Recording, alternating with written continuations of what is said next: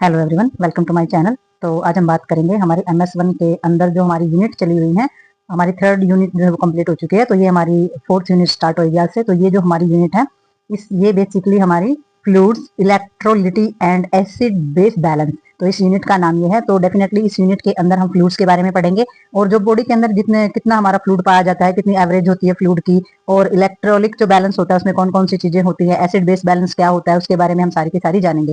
ठीक है, तो ये हमारा सारा का सारा चैप्टर जो है ये हमारे फ्लूइड और इलेक्ट्रोलिटी जो हमारा बैलेंस है उसके बारे में है।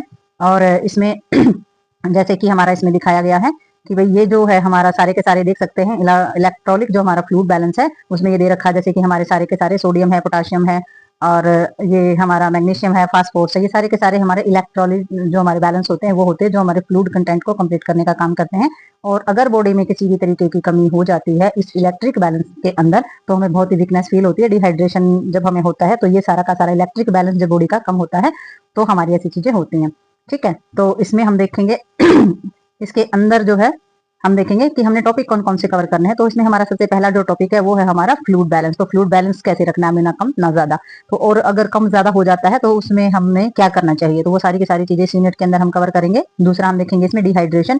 डिहाइड्रेशन होता है फ्लूइड की कमी हो जाना। ठीक है, तो हमारा फ्लूइड कंटेंट जब कम हो जाता है बॉडी के अंदर तो हमारी डिहाइड्रेशन कंडीशन होती है। डिहाइड्रेशन के बारे में पढ़ेंगे इसमें। इलेक्ट्रोलिटी बैलेंस के बारे में इसमें हम पढ़ेंगे, और इसमें पढ़ेंगे हम हाइपोनेट्रेमिया और हाइपरनेट्रेमिया के बारे में इसमें जानेंगे। इसमें हाइपोकैलेमिया, हाइपरकैलेमिया और हाइपोकैलेस्मिया और हाइपरकैलेस्मिया के बारे में जानेंगे। तो ये सारे के सारे हमारे क्या हैं, सब्सटेंस और हमारे इलेक्ट्रिक बैलेंस में रखने वाली चीजें हैं, और इसको एक एक को हम कवर करेंगे अपनी फोर्थ यूनिट के अंदर। तो आइए अब हम एक एक को आगे कवर करते हैं और जानते हैं कि बेसिक जो चीजें हैं हमारी वो क्या होती हैं इसके अंदर।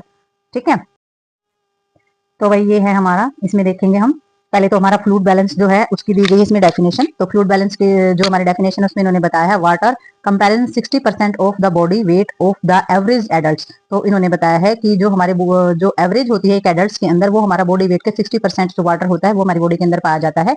और टोटल बॉडी वाटर जो होता है वो डिवाइड हो जाता है हमारा, फंक्शनली जो डिवाइड होता है हमारा एक्स्ट्रा सेलुलर फ्लूइड और हमारा इंट्रासेलुलर फ्लूइड के अंदर होता है। तो ये इसकी शॉर्ट फॉर्म है ECF और ICF के नाम से ये कई बार एग्जाम के अंदर आ जाता है, तो आपने ध्यान देना है। एक्स्ट्रा सेलुलर फ्लूइड होता है हमारा और इंट्रासेलुलर फ्लूइड होता है। ठीक है, और हमारा एक्स्ट्रा सेलुलर फ्लूइड होता है वो 20% पाया जाता है बॉडी वेट के अकॉर्डिंग हमारा, और जो हमारा इंट्रासेलुलर फ्लूइड होता है वो 40% पाया जाता है बॉडी वेट के अकॉर्डिंग। ठीक है, तो separated by the cell membrane. तो ये जो अलग अलग होते हैं सेल मेम्ब्रेन के द्वारा ही हमारे सेपरेट होते हैं, अलग होते हैं। तो हम इसमें देख सकते हैं कि हमारी बॉडी वेट के अकॉर्डिंग 60% जो है बॉडी के अंदर पाया जाता है फ्लूइड, और ये जो हमारा फ्लूइड जो होता है ये फ्लूइड जो होता है 20% एक्स्ट्रा सेलुलर होता है, यानी कि बाहर के जो सेल होते हैं उनमें 20% फ्लूइड पाया जाता है, और जो हमारे इंटरनल जो सेल्स पाए जाते हैं उनके अंदर 40% फ्लूइड पाया जाता है। ठीक है, तो आगे हम इसमें देखेंगे डेली नॉर्मल वाटर बैलेंस इसमें दे रखा है। तो डेली जो हम नॉर्मल वाटर कंटेंट जो हम लेते हैं अपनी बॉडी के अंदर, जैसे कि इनटेक दिखा रखा है इन्होंने, इनटेक में इन्होंने क्या दे रखा है 25,000 ml दिखा रखा है इसमें अप्रॉक्स। तो इन्होंने क्या दिखाया है इनटेक और आउटपुट, यानी कि डेली में हमने फ्लूइड की मात्रा डेली रूटीन में कितनी लेनी चाहिए और फिर कितना हमारा आउटपुट होना चाहिए। तो हम डेली रूटीन की इसमें बात करें तो कुछ वाटर ऐसा होता है हमारा जो पेय पदार्थ, जैसे कि हमने दूध पी लिया, पानी पी लिया, जूस लिया है, सूप लिया, कुछ भी लिया है, जो भी लिक्विड हम इनटेक करते हैं।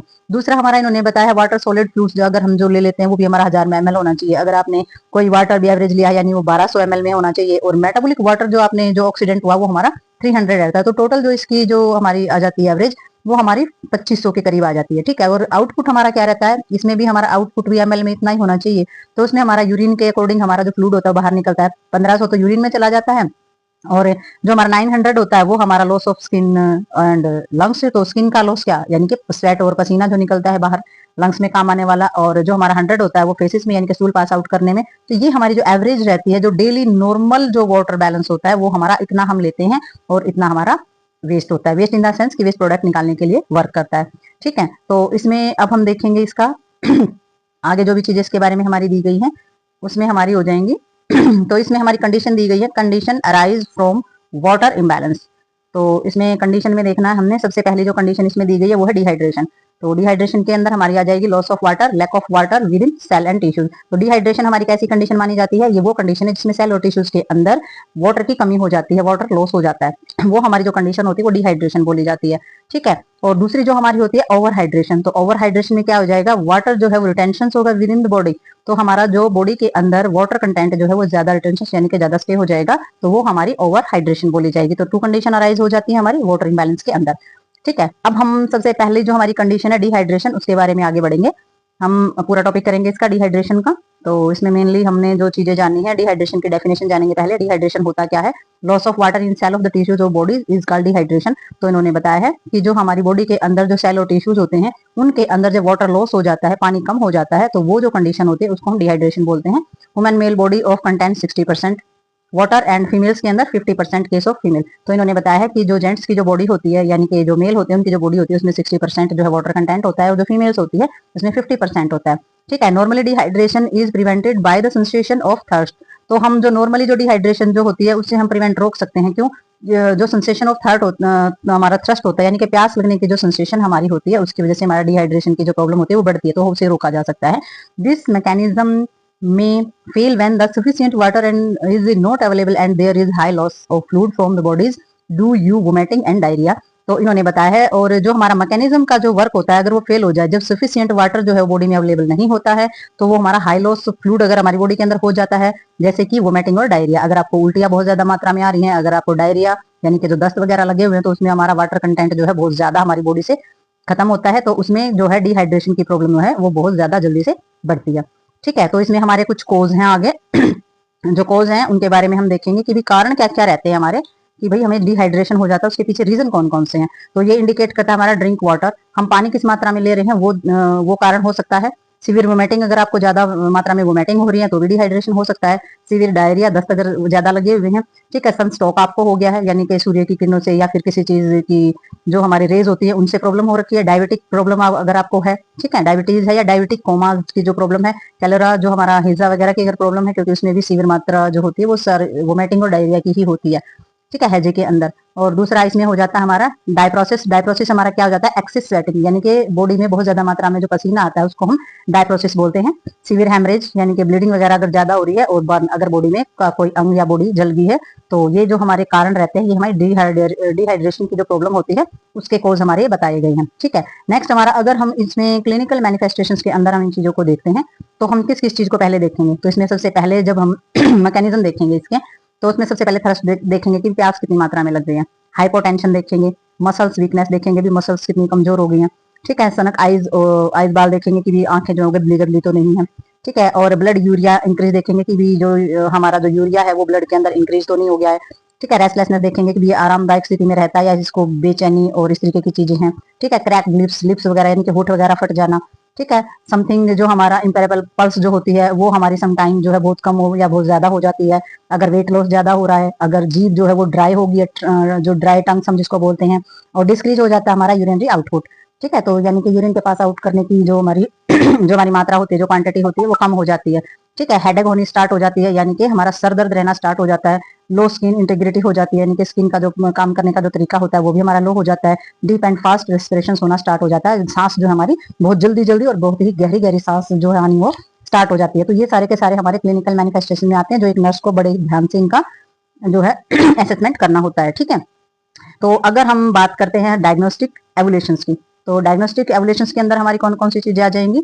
तो इसमें हमारी आएंगी, इसमें आ जाती है, एक तो आ जाती है हमारी प्रेजेंस ऑफ क्लिनिकल मैनिफेस्टेशन। तो ये तो प्रेजेंस आपने देखनी है, क्लिनिकल मैनिफेस्टेशन तो आपने बहुत जल्दी डायग्नोस के अंदर लेना है, क्योंकि इसके बगैर तो अगर आप सिम्टम और साइन अगर आप नहीं देखेंगे तो आपको कुछ चीज समझ में आएगी ही नहीं।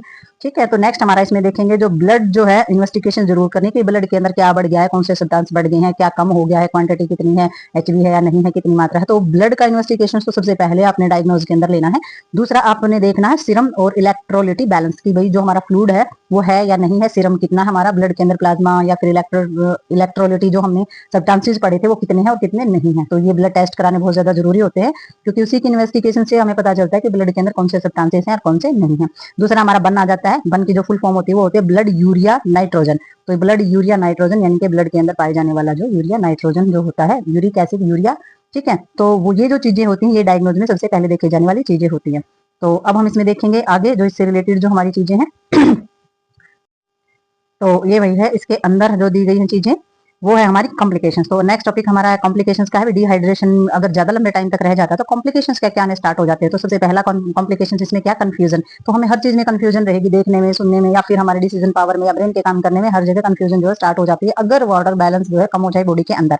ठीक है, और कोमा और शोक जैसी जो चीजें होती हैं वो बहुत जल्दी आती हैं, और ओलिगोरिया यानी कि यूरिन पास आउट करना यानी कि ज्यादा मात्रा में यूरिन पास आउट होना स्टार्ट हो जाता है। तो ये जो चीजें होती है हमारे कॉम्प्लिकेशंस के अंदर होती हैं, डिहाइड्रेशन के अंदर। तो अगर हम इसमें बात करें मैनेजमेंट की, तो आगे देखते हैं हम मैनेजमेंट के अंदर इसमें क्या दिया है।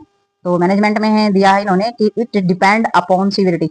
तो इसमें सीवियरिटी इसमें जो माइल्ड डिहाइड्रेशन हमारा दिया है, माइल्ड में क्या आ जाएगा, इसमें प्रोवाइड ओरल रिहाइड्रेशन थेरेपी। तो रिहाइड्रेशन थेरेपी इसमें देनी बहुत ज्यादा जरूरी है, जो ORT के नाम से जानी जाती है। तो ये हमारी रिहाइड्रेशन थेरेपी होती है, जो कि प्रोवाइड ओरल रिहाइड्रेशन। तो इसमें ORS जो होता है सोल्यूशन, वो तो दिया ही जाता है पेशेंट को। तो ORS में हमारी कौन कौन सी चीजें आ जाती हैं, इसमें ORS जो कंटेंट हम करते हैं, ORS जो बनाते हैं, तो इसमें सबसे पहले सोडियम क्लोराइड जो होता है 3.5 ग्राम्स होता है, सोडियम बाइकार्बोनेट होता है वो 2.5 ग्राम होता है, और इसमें हमारा पोटेशियम जो क्लोराइड होता है वो 1.5 ग्राम होता है। तो इसमें जो ये हमारा ORS का होता है, ये मेनली मार्केट में जो होता है अवेलेबल होता है, ऐसे के ऐसे ही आपको मिल जाता है। तो इसमें कोई ऐसी दिक्कत नहीं है। अगर आप इसको बनाने लगते हैं तो इसमें आप घर पे भी ये प्रोवाइड कर सकते हैं, लेकिन उसमें आपने क्वांटिटी कैसे डालनी है सब्सटेंसेस की, उसका ध्यान आपको रखना पड़ेगा। तो इसमें जो हमारा सोडियम बाइकार्बोनेट है वो हमारा 2.5 ग्राम्स होता है, पोटेशियम हो गया है इसमें, और हमारा जो ग्लूकोज है वो 20 ग्राम होता है। ठीक है, तो ये जो हमारी जो क्वांटिटी दी गई ORS की बताई गई है कि जब भी आपको डिहाइड्रेशन की प्रॉब्लम होती है, तो ये नहीं कि बच्चों को ही दिया जाता है, ये हमारा जो ORS होता है ये हमारी एक थेरेपी का नाम है ORS। ठीक है, तो ये जो थेरेपी है ये किसी को भी डिहाइड्रेशन है, किसी भी एज में है, ये थेरेपी जो है सबको अवेलेबल कराई जाती है। ठीक है, तो इसमें क्या होता है, all content dissolve in 100 ml of water. तो ये जो हमारा होता है इसका जो सभी का सभी जो कंटेंट होता है वो डिजोल्व होता है जो हमारा 1000 ml वाटर आपने लेना है, तो उसके अंदर आपने एक पैकेट मिक्स करना है, डिजोल्व करना है, और फिर उसको पेशेंट को देना है। ठीक है, सीवियर डिहाइड्रेशन अगर हो जाता है तो उसमें आप क्या अपनाओगे, अगर सीवियर डिहाइड्रेशन अगर पेशेंट को है तो उसमें सबसे पहले IV थेरेपी यूज होती है। सीवियर डिहाइड्रेशन के अंदर फ्लूइड एंड इलेक्ट्रोलाइट, यानी कि जो ग्लूकोज वगैरह प्रोवाइड करते हैं NS वगैरह से, यानी कि ड्रिप लगा करके जो थेरेपी दी जाती है, वेन के जरिए जो थेरेपी दी जाती है, सबसे पहले उसका इस्तेमाल करेंगे। दूसरा, अगर किसी को हेमरेज की प्रॉब्लम है यानी कि ब्लीडिंग ज्यादा हो रही है, तो ब्लड ट्रांसफ्यूजन की थेरेपी उसमें इस्तेमाल की जाती है।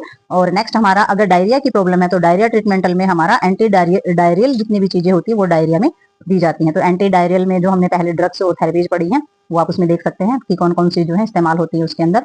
तो नेक्स्ट अगर नर्सिंग मैनेजमेंट में क्या आ जाएगा, इसमें भैया जो नर्स होती है उसकी क्या रिस्पॉन्सिबिलिटी होती है। अगर आपके पास पेशेंट आता है डिहाइड्रेशन का, तो आप क्या उसका सोल्यूशन करेंगे, आप कैसे मैनेजमेंट करेंगे, कैसे उसकी केयर करेंगे। तो उसमें हम देखेंगे सबसे पहले आपने क्लोज ऑब्जर्वेशन करनी है अभी पेशेंट को।